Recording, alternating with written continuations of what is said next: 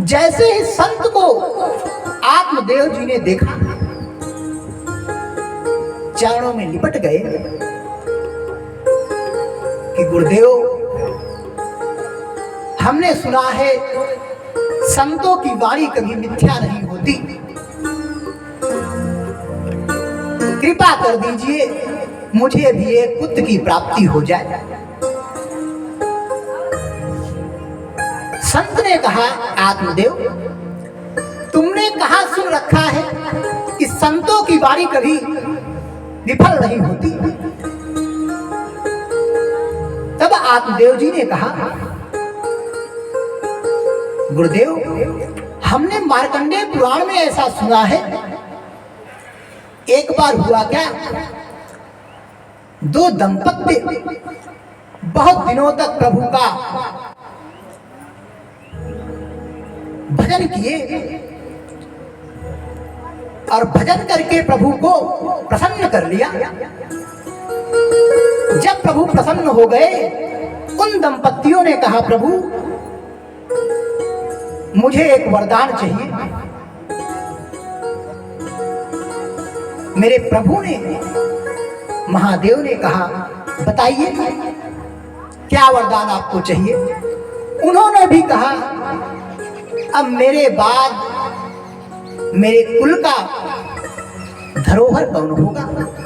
मुझे भी एक पुत्र की कामना है। महादेव ने कहा, देखो, दो बातें हैं। तुम्हें पुत्र की प्राप्ति तो अवश्य होगी, लेकिन इसमें एक समस्या है। उन भक्तों ने पूछा, प्रभु वो क्या? मेरे प्रभु ने कहा, देखो, एक पुत्र तो तुझे अगर मैं दूंगा तो वह पुत्र जन्म से ही रोग युक्त रहेगा और उसकी आयु 100 वर्ष होगी। 100 वर्ष तक वो जिएगा, लेकिन वह रोग युक्त रहेगा। उसकी सेवा आपको ही करनी पड़ेगी। अब तो दाम्पत्य घबरा गए कि ऐसे पुत्र की आवश्यकता ही क्या। फिर जो भक्त था ना, वो बोला, प्रभु दूसरा? महादेव ने कहा, देखो, दूसरा जो है ना, वह पुत्र तो मैं तुम्हें दूंगा, वो स्वस्थ रहेगा, बड़ा तेजस्वान होगा, लेकिन उसकी आयु केवल 5 वर्ष होगी। अब तुम बताओ, तुम्हें किस पुत्र की आवश्यकता है? दोनों दंपतियों ने सोचा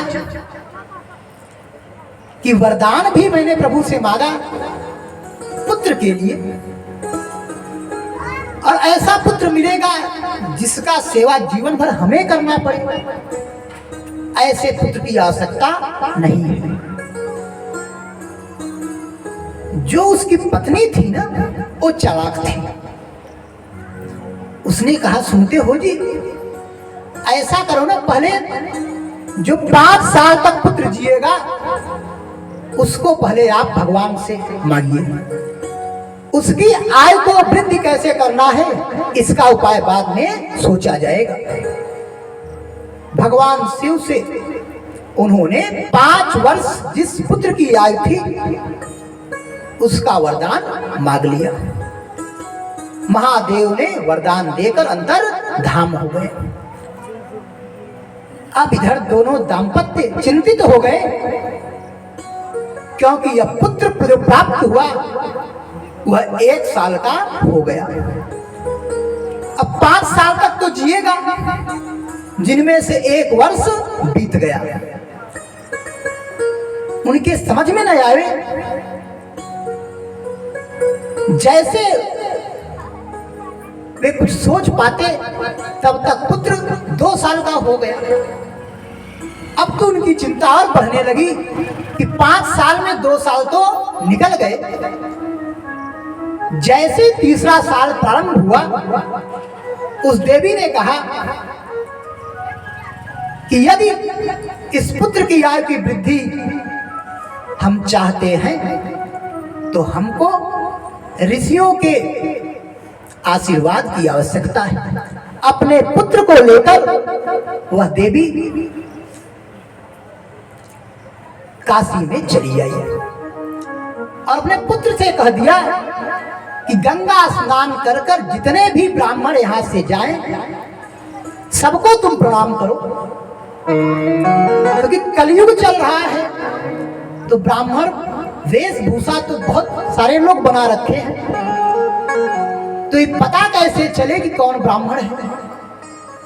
देवी ने कहा, पुत्र इस बात की तुम चिंता ही छोड़ दो, केवल तुम एक काम करो, ब्राह्मणों को प्रणाम करो, जो भी है जैसा भी है 100 ब्राह्मणों को तुम प्रणाम करोगे तो कोई एक तो असल में ब्राह्मण दिख जाएगा।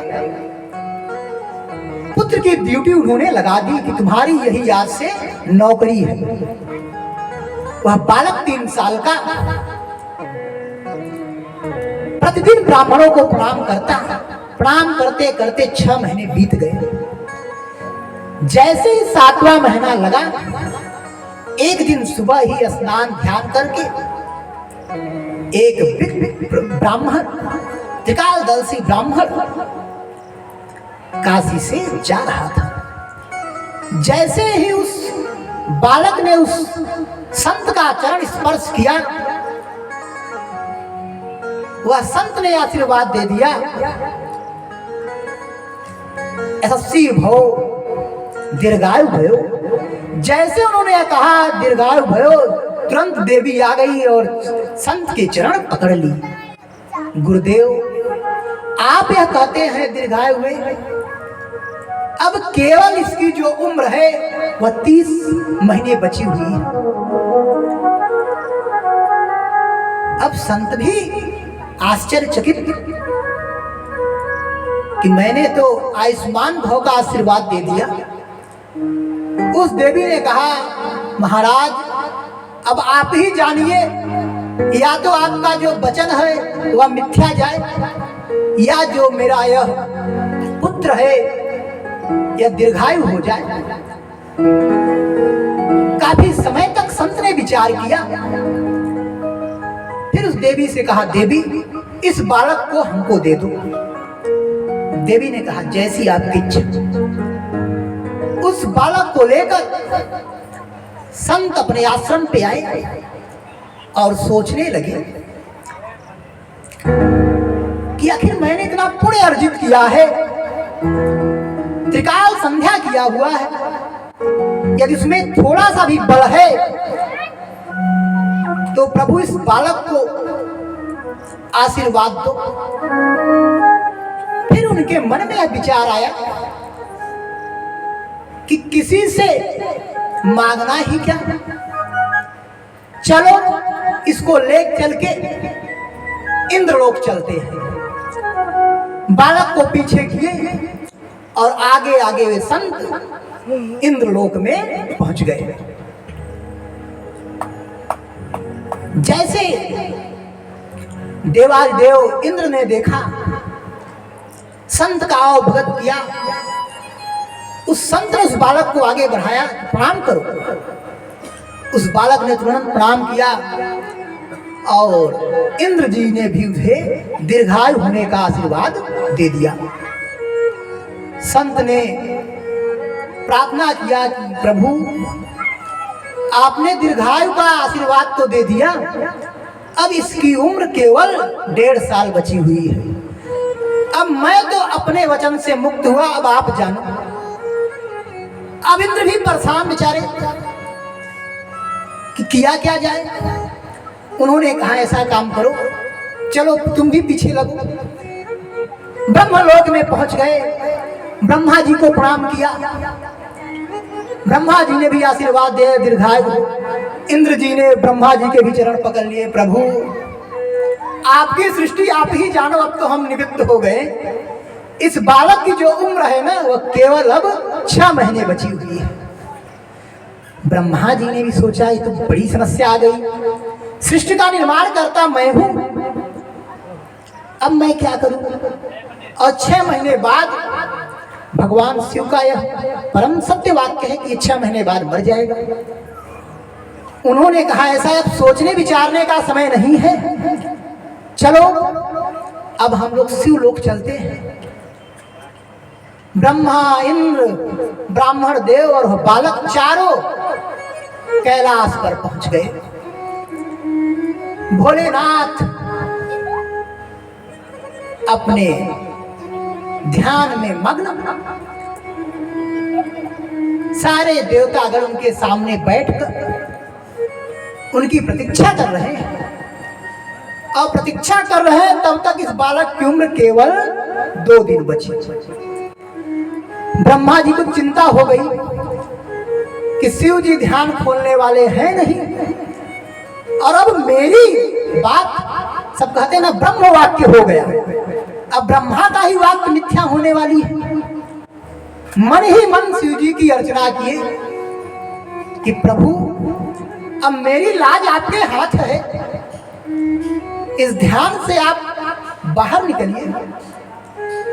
जैसे महादेव ने अपनी आंखें खोली, सारे देवताओं ने बड़ी सुंदर स्तुति की, बोलिए महादेव भगवान की जय हो।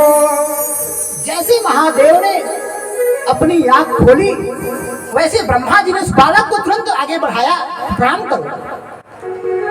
उस बालक ने प्रणाम किया और भगवान शिव ने भी कह दिया दीर्घायु भव।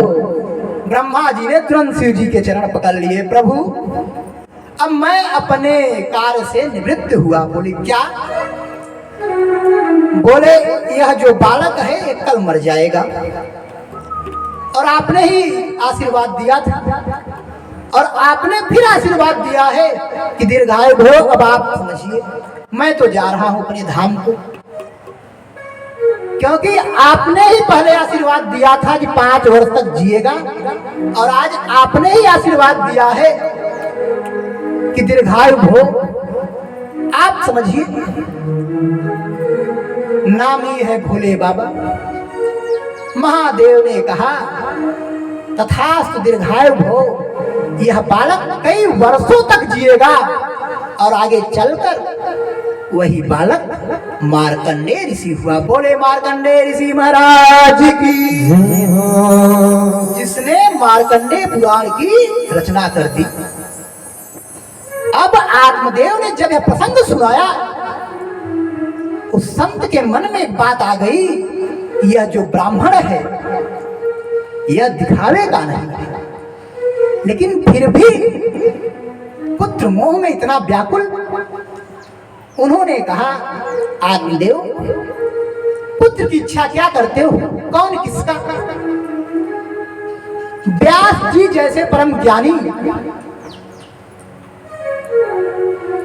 उनको भी पुत्र मोह हो गया था, और आप कह रहे हैं गुरुदेव कि पुत्र मोह क्या होता है? संत ने बहुत समझाया, देखो इस पुत्र से कोई मतलब नहीं है। तब आत्मदेव ने कहा